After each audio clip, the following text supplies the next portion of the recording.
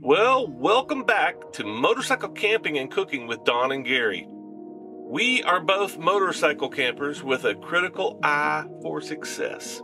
Welcome to the show. Well, today Sterling is back at it again in his home state of Arizona. Have you ridden in Arizona, right, Gary? Arizona is a lovely state. Lots of tumbleweeds, large cacti, and an abundance of dirt road. There's a lot of fun to be had on these dirt roads out there. Well, it looks like Sterling is out for another ride today, and it looks like he has already started in the dirt. Wow, look at the positioning, Don. He really knows how to handle that big bike. There is some slippery sand in that part of the Copa area. Wow, I wonder if he's going to lower his air pressure, Gary. What do you think? I sure hope he does, Don.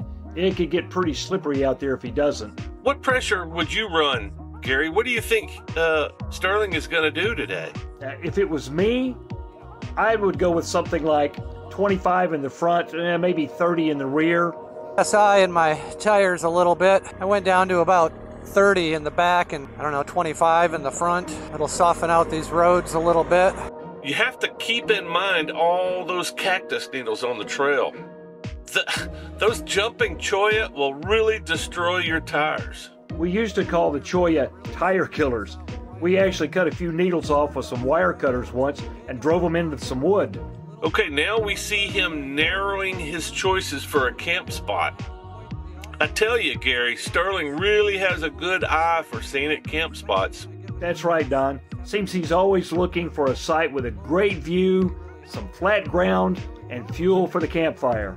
Gary, do you think he really spends that much time looking for fuel? Normally, I just carry propane for my stove when I'm out in the desert. Good point, Gary. Oops. Looks like he might have found his site, Don. Looks like it's got a pretty nice view, and it looks like it's pretty flat. That's right, Gary. Let's listen in to see what his thoughts are. Well, this looks like a fine place to spend the night, right here. Big panoramic view of the desert, mountains in the background. We've got a nearly full moon. Should be a really nice night. I'm gonna get this campsite set up really quick before the sun goes down. I stopped riding. It's about 5:30, and I know that it starts to get dark pretty quickly when the sun gets to this point in the horizon, so I want to get some firewood gathered up.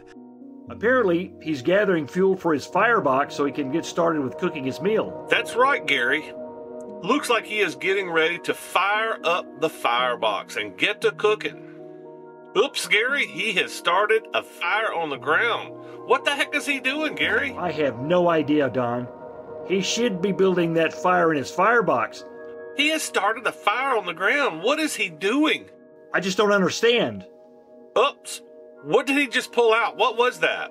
Don, that looks like a grill that is not attached to a firebox. Yes, Gary, that is indeed what that looks like. What is he thinking? This is so out of character. Maybe he's still suffering from some of that burnt chicken flavor from the last episode.